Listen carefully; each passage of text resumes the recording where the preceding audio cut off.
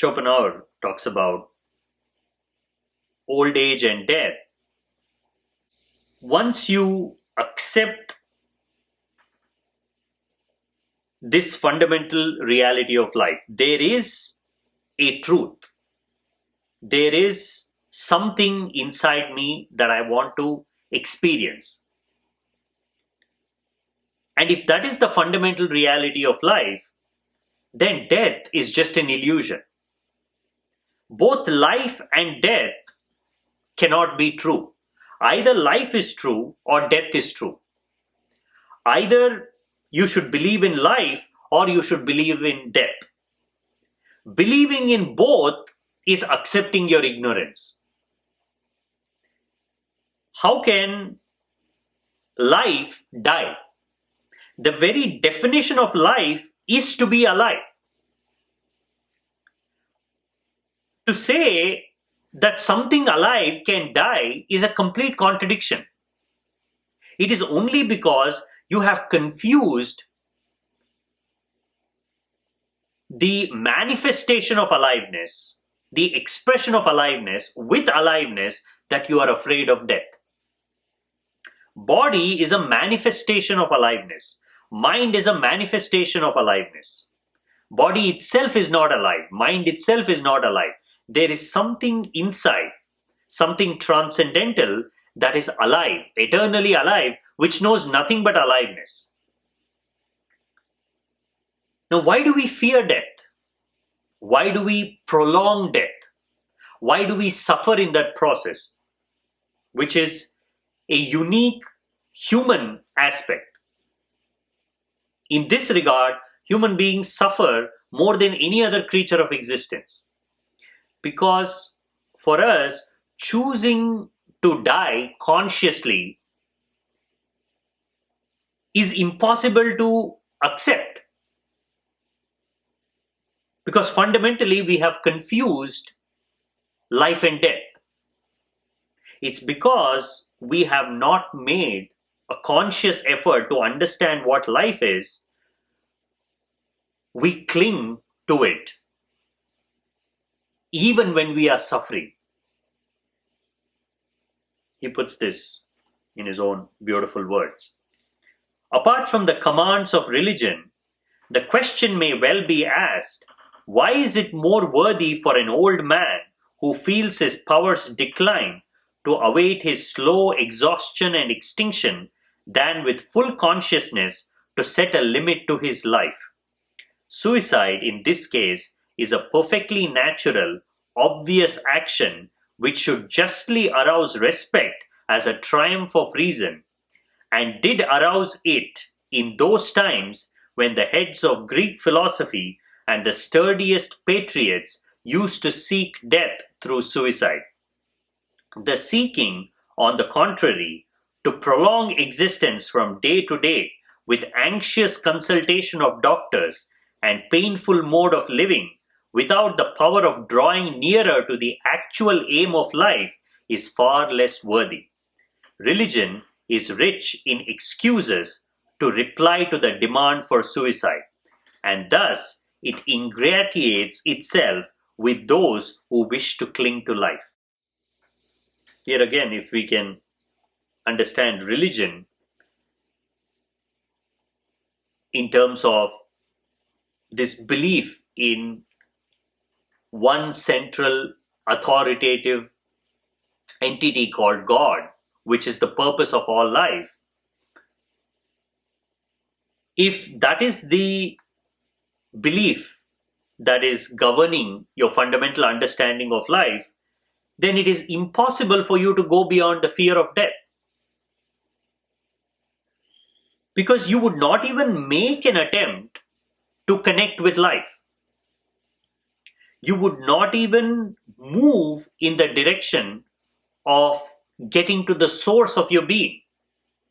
Because by definition, you are just a product of someone else's creation.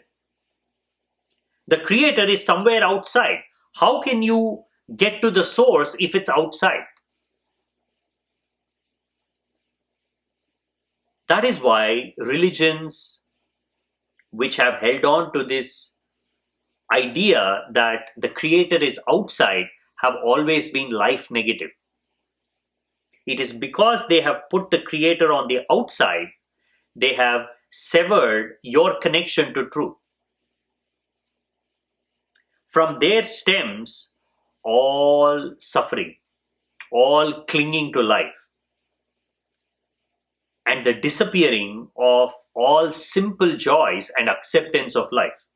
Life becomes an eternal battle and a meaningless journey.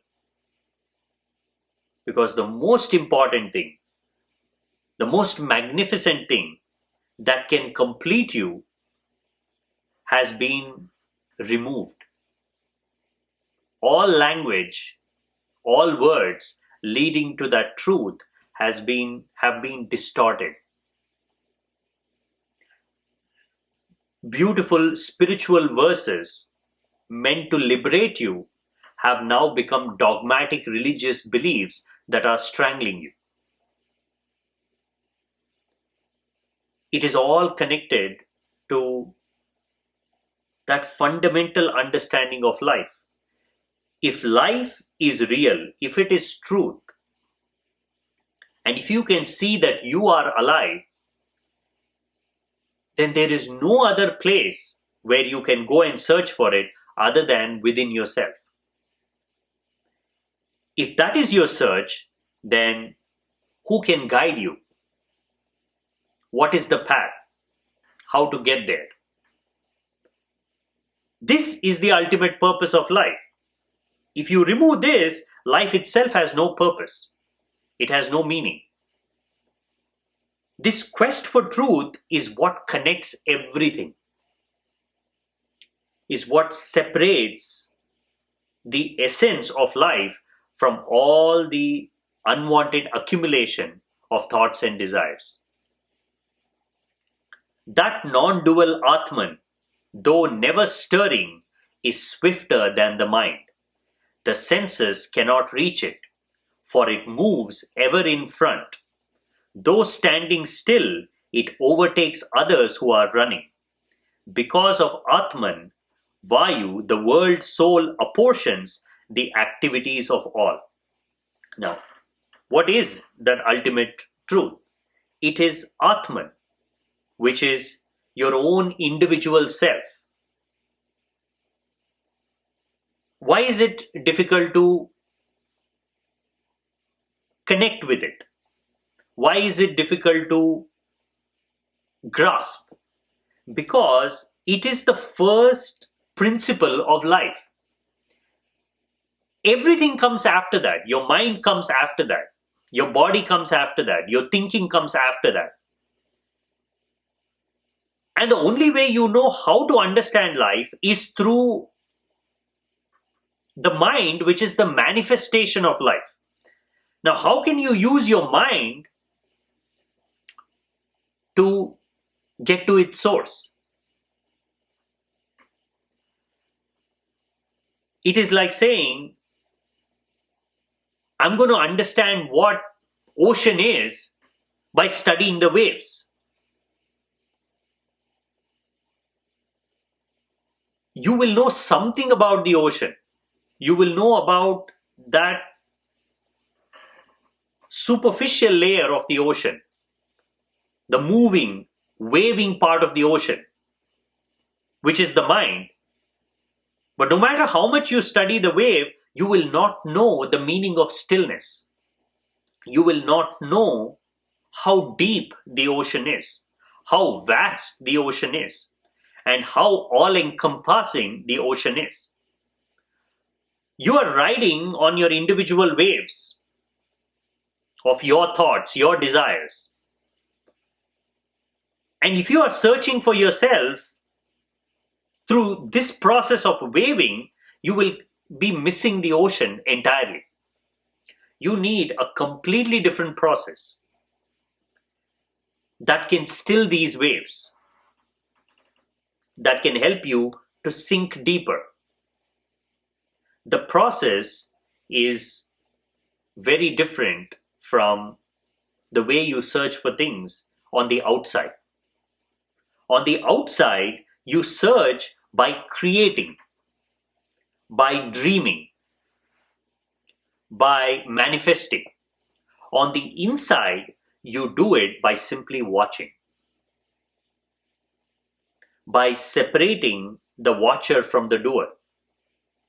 Because the watcher is the Atman, the non-stirring, the non-moving, the swiftest of all senses, which is behind all your actions, all your thoughts, which is the very light that is shining on everything that you recognize as your life, which is completely hidden from you. Now, the only way to get to this non-changing part of you is to simply watch all the changing, all that is moving, all that is becoming. In a way, there is no direct path to enlightenment. The path is always indirect. Because you are the negative, you are on the other side, you cannot directly get to the truth. You have to trick the mind. You have to play with your own self. You have to somehow convince yourself that there is something detached from your mind and body that you have to get to. This delicate art, this subtle art of separating you from yourself is meditation.